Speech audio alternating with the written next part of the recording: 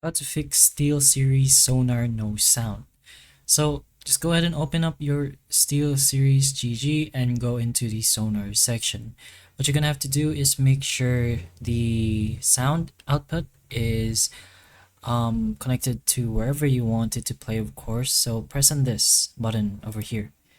So it's right below the custom of whatever. So either your game, your chat, or your master. But let's go ahead and press on that. And usually if it's headphones, it's on the USB audio device. But you can go ahead and test out the others, of course, if it doesn't work. And if you want to play through your computer or PC or laptop or whatever, then you can go ahead and choose that option. But just go ahead and press on the USB audio device if it is your headphones, and it should automatically connect for pretty much every other section. So you can also set Sonar devices as your default audio devices in your Windows sound settings. Just go ahead and press on this option.